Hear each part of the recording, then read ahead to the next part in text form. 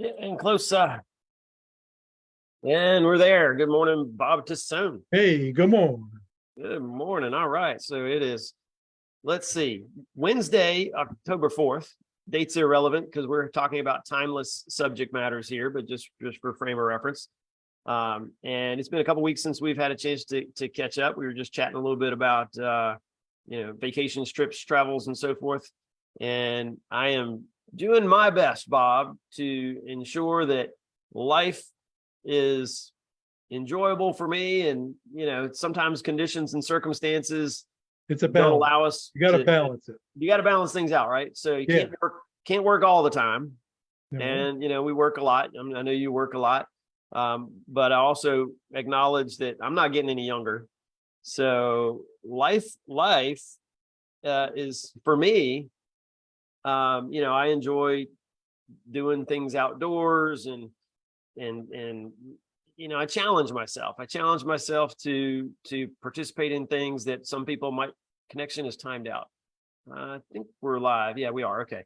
But what that does in some people's eyes is creates a lot of liability. I don't know. I don't know what my insurance carrier would look at if they saw all the things that I'm doing up climbing a mountain in my truck, but that's all right. The two basic things that insurance protects you from. First of all, it protects you from things that happen to you, like a fire or a tree falling on your house or somebody hitting you while you're in your car. But it also protects you from things that you do.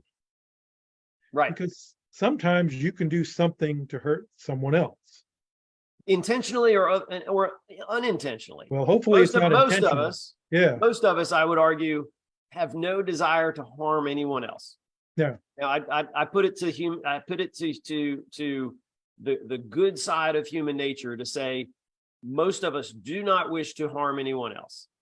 But life, which is kind of why I was going off on my little monologue earlier, life is full of challenges and risks. And you can't live in a bubble. Unfortunately, we can't just live in a bubble. It'd be great in some cases. Some people would love to live in a bubble. I can't live in a bubble. I would go crazy if I just go stir crazy unless I can get out and do things with life. Now, there are risks that put us in positions of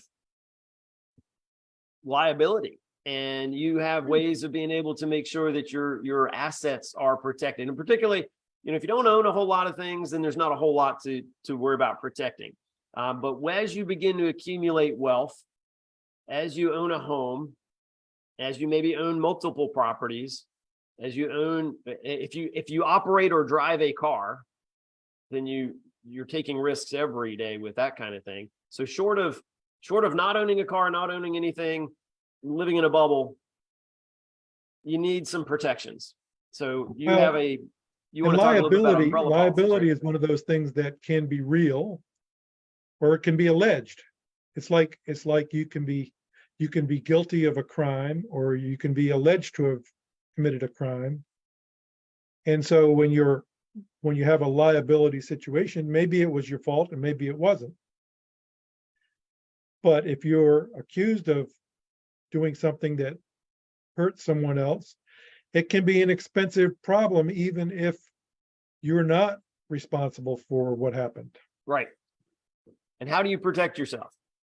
Well, the first thing is that, obviously, I'm an insurance agent. I'm going to say insurance is the answer, right? But you got to have enough insurance that the insurance company is interested in defending you. Because the things that you see on TV with the lawyers or the stories that you might hear about things that happen to people, some of those, it could be a clear case that you were liable, you did something wrong, or it could be you contributed to it, but you weren't absolutely totally liable for the entire circumstance or event. Or maybe you had no responsibility at all for it, but you're still being accused of it.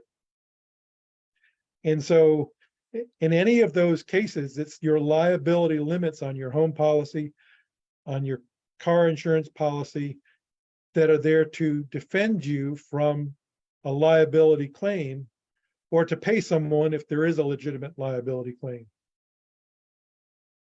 And so you need to make sure you have adequate liability insurance. And out of all the things that are on a homeowner's policy, it's usually the last thing that people think about is how much liability insurance is there. And with a car insurance policy, you can get 50,000 of liability coverage and be perfectly legal to drive your car. And $50,000 is not enough money in some cases to get the person that was injured to the hospital. So they're not even at the hospital and you've exhausted your liability limits if you have a minimal liability limit on your car insurance. So the answer to this and to any type of liability concern that you have is to have something called an umbrella liability policy. An umbrella policy covers all of the liability risks that you have, and it supplements the liability insurance that you have on your car, on your home policy, on a landlord policy, on jet ski, boat, camper, motorhome, motorcycle, whatever it is that you've got. This goes over all of those and adds an amount of liability protection to those policies.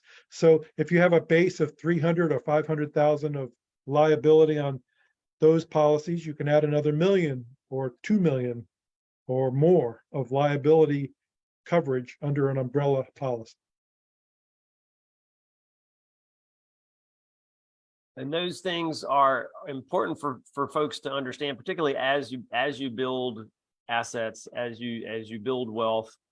You want to be able, you don't want to lose it. You want to be able to protect your assets, and nobody wants to get sued. But unfortunately, we live in a very litigious society. And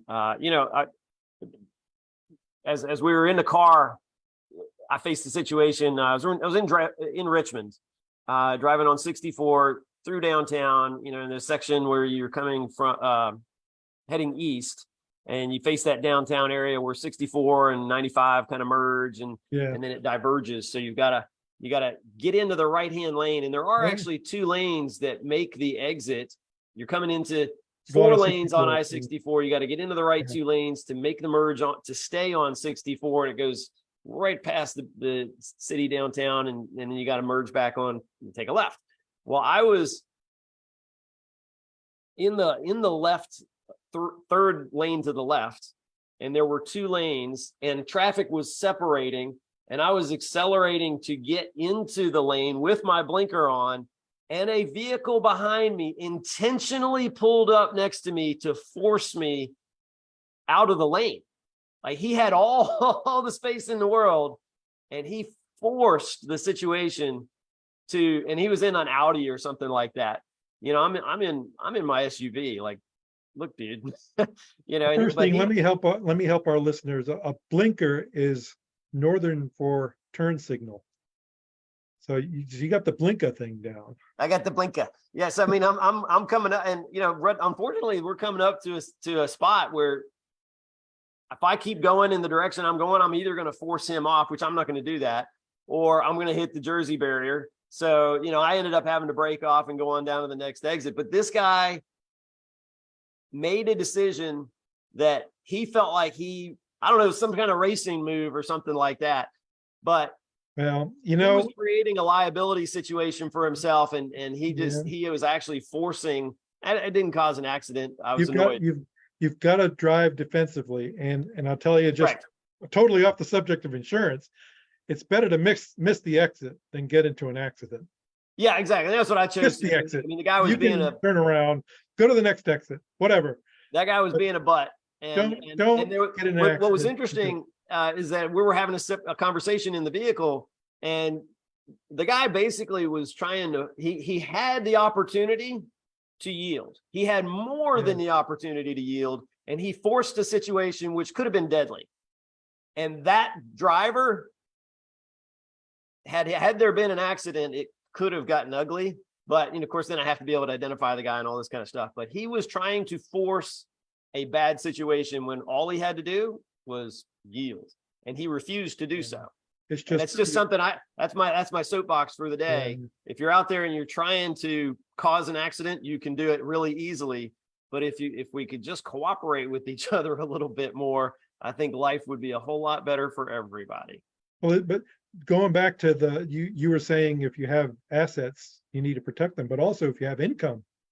Oh, In other yeah, words, that's true. there's plenty of people out there that are making a really good income. Maybe they haven't built up a lot of assets. They're out of college, they're working. They can take your income for the rest of your life. They can attach it.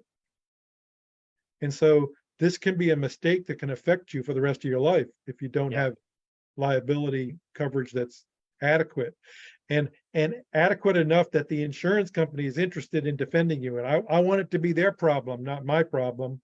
Right. And I want them to pay for the lawyers. Yeah, because these kinds of things get just exuberantly expensive, and you want to help people avoid those kinds of things. And like I said, these life choices, this whole driving incident took place over the matter of like 10 seconds, right? Oh, yeah. So I made the decision to just let the guy go. He was being a butt, and he got his position on the highway. That's great for him. I just went on down the next exit and got off. It was fine.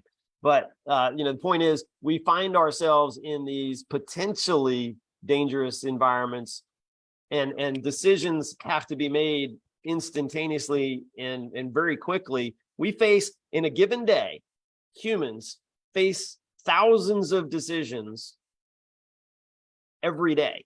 Some of us face more challenging, somewhat more liable decisions that force us into certain liability situations more so than others, because there are some people who live in bubbles. But when you're living life, you are going to face situations where you're going to have to make these decisions. Sometimes those decisions can create liability type situations. Bob, thank you for sharing information about insurance so that we can feel like we can live without having to worry about it. Isn't that kind of the point? Yeah, well, it's still, like I said, worry about being defensive. Don't place yourself in a position where you're going to have a liability incident, because even if you have insurance and you're being defended, it's still a very bad ordeal to go through if somebody accuses you of doing something where you're liable.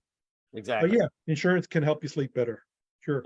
And that's the point. The other thing is, try to make, I believe, I think we had this conversation about the human nature. I believe in the good side of human nature, where we really don't want to cause harm to one another. We want to, there are humans that want to harm everybody they can harm. We had a president that was like that a few years ago. So that, we'll leave that aside. But the point of this conversation today is we should be, as a society, not looking to harm one another, but it happens. And you're here to help people when it happens so that they can feel better about their life and safer. Or before it happens, hopefully. In other words, when it happens, I can't do much about that if you haven't made some plans before it happens. Agreed. Well, listen, I want to make sure that we get a chance to have more conversations and talk about good stuff that people want to learn about the insurance. And this is a good conversation about umbrella policies. Thank you for sharing that detail. We will be back again in a couple of weeks. All right.